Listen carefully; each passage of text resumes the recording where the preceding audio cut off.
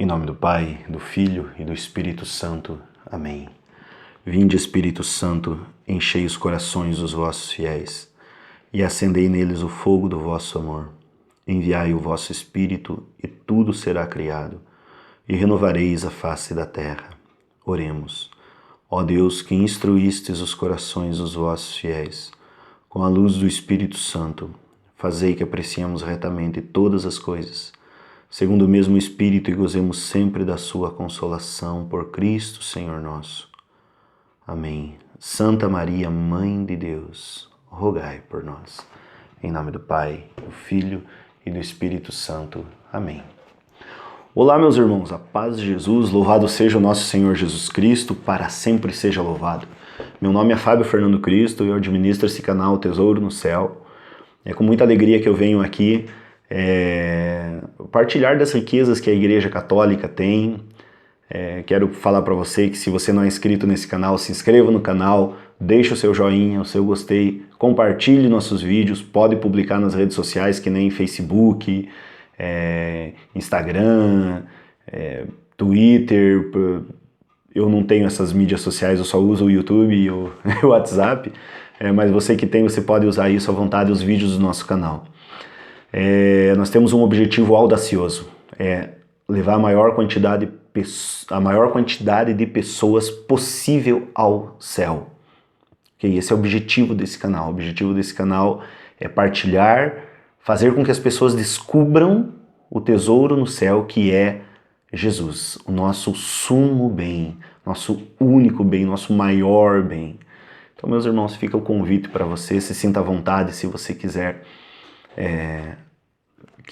aí fazer parte dessa nossa família do canal Tesouro no Céu. Irmãos, nesse vídeo que eu vou falar com vocês agora, eu estava eu sempre estou lendo alguma coisa, e não que eu seja um doutor, um expert em teologia, mas eu sempre gosto de ler sobre coisas de igreja, sobre as coisas da nossa fé, procurar conhecimento, porque o livro do profeta Oséias realmente nos diz isso, que Deus se queixa, falando assim: o meu povo se perde por falta de conhecimento. E, meus irmãos, se a internet está aí, eu acredito para ser usada, né? Para ser usada. Ai de mim se não evangelizar.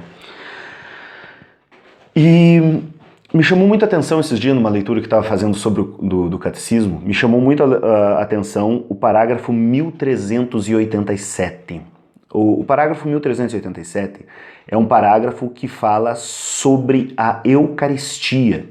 Ele está falando sobre a Eucaristia, é a parte do catecismo que fala dos sacramentos. Então, o catecismo ele é dividido em 4 partes. A primeira parte, eu creio, explica todo o credo, maravilhoso, né? São João Paulo II, durante o pontificado dele que foi feito, é um papa maravilhoso da nossa igreja.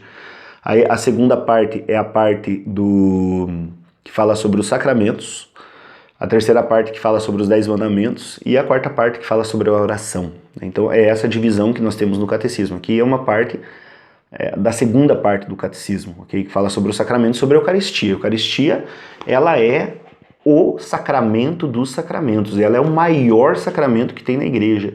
Ela é o grande tesouro da igreja, porque, gente, porque é o próprio Cristo vivo que se encontra ali. Jesus é a Eucaristia, não é um símbolo. Jesus é a Eucaristia.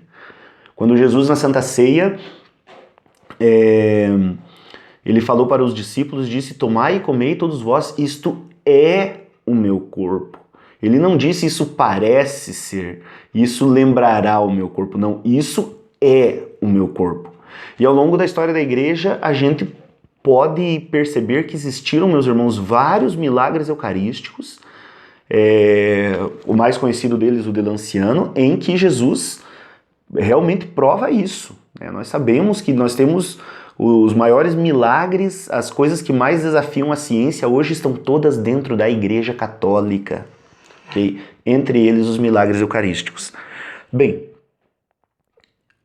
Jesus está na Eucaristia. Meus irmãos, o que eu devo fazer para comungar bem? Quais são talvez os pré-requisitos para uma boa comunhão?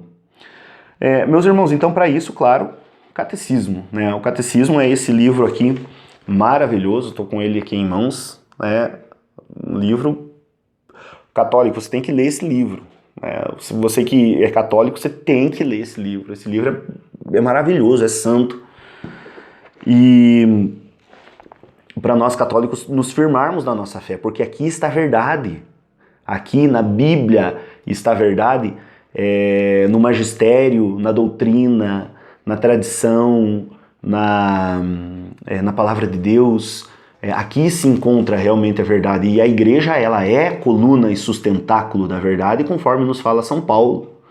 Então, aqui nós encontramos a nossa fé para que a gente não cometa erros, ok? E o próprio Papa diz, o João Paulo II, ele diz que é o nosso documento de referência, ok?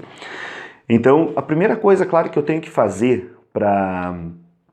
Assim, claro, para você que já é batizado, que tem primeira comunhão, tudo isso, né? Esses pré-requisitos, você que tem fé, ok? Porque é o mistério da fé.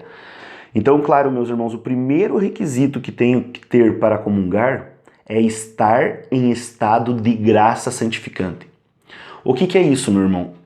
Estar em estado de graça santificante é você não estar em pecado mortal. O que é um pecado mortal?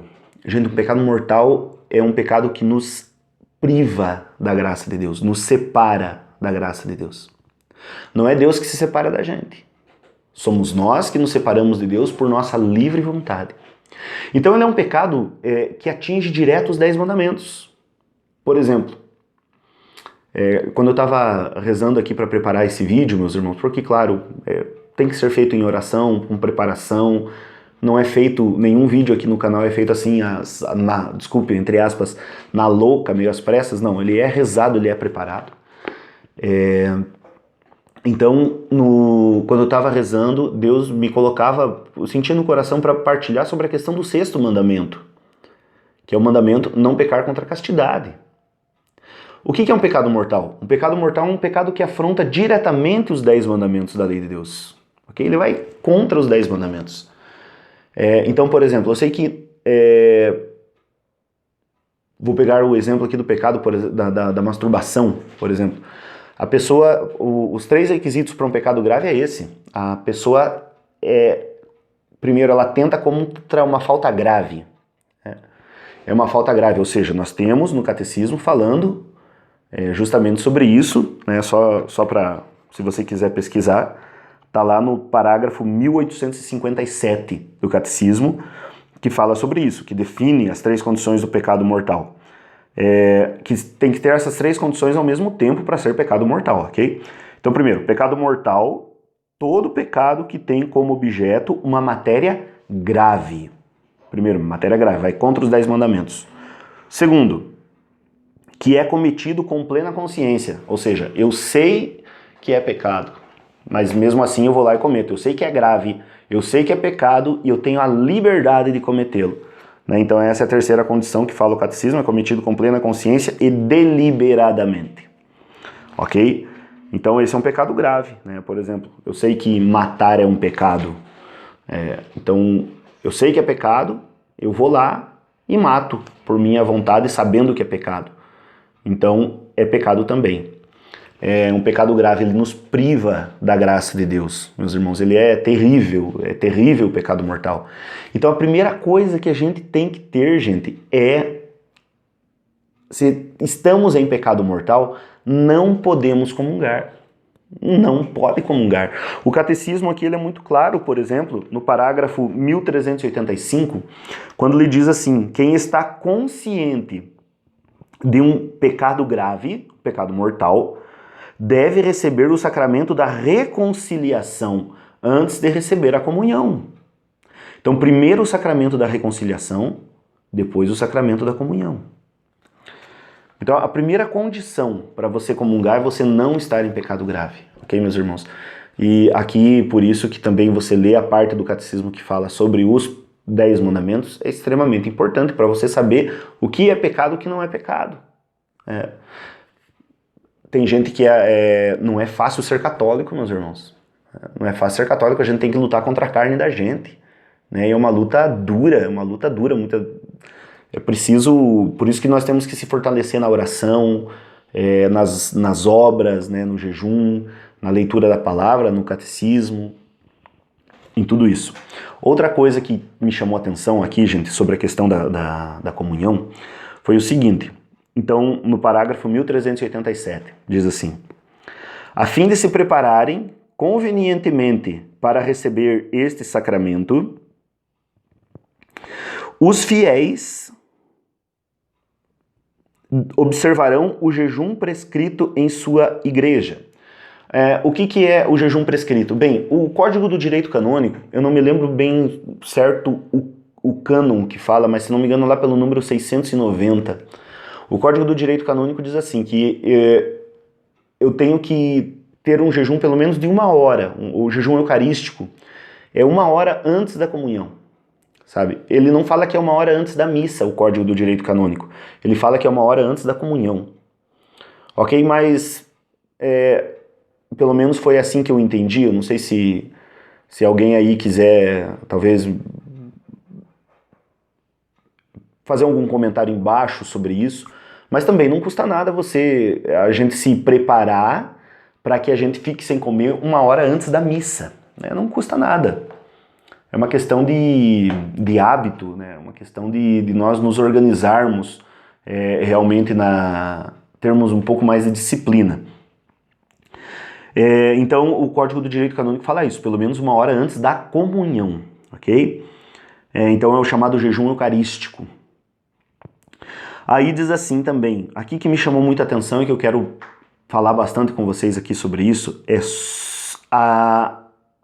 o catecismo diz assim: a atitude corporal, gestos, roupa, há de traduzir o respeito, a solenidade, a alegria deste momento em que Cristo se torna nosso hóspede. Meus irmãos, isso aqui me chamou muito a atenção. Então, a atitude corporal, gestos, né? Então, os gestos na minha vida, na missa, sim, claro, mas também na minha vida. E principalmente me chamou a atenção a questão da roupa, que aqui é falado. Irmãos, nós temos visto, infelizmente, muitas vezes dentro das nossas igrejas, de vez em quando, alguns desfiles de moda.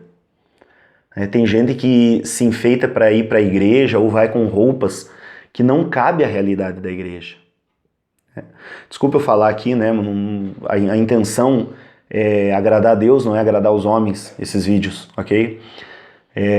Mas falando a verdade, ajudar, meus irmãos, a irmos para o céu, ok? A verdade muitas vezes não agrada a gente, a verdade de vez em quando ela dura.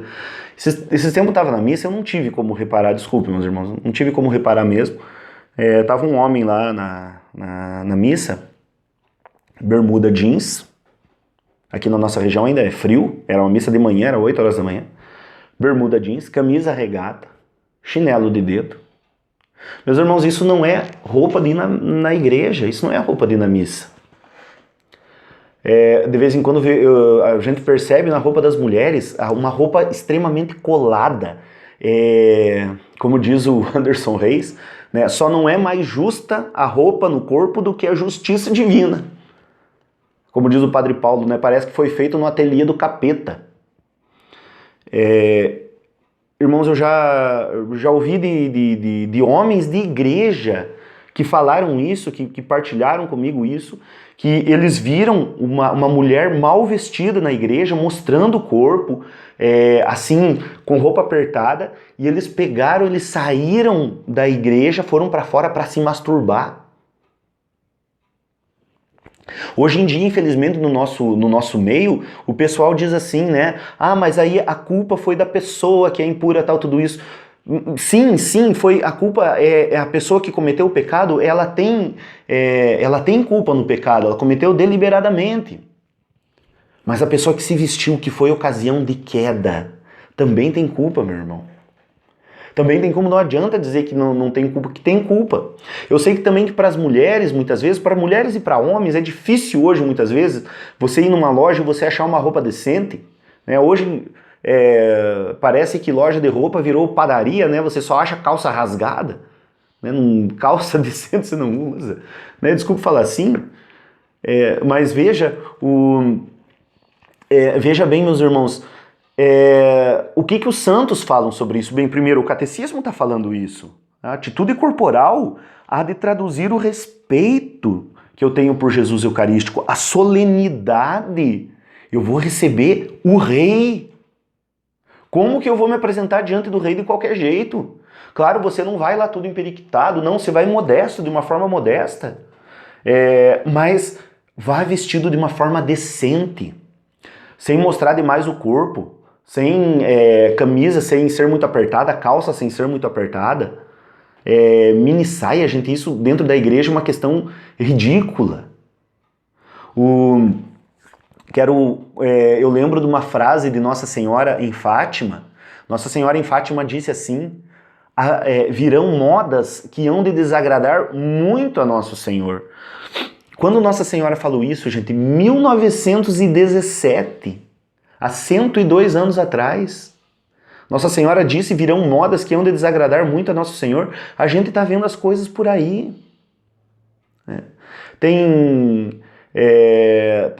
Sério, eu não sei como tem gente, por exemplo, pai de família, marido tal, que permite muitas vezes que as mulheres saiam com roupas extremamente curtas.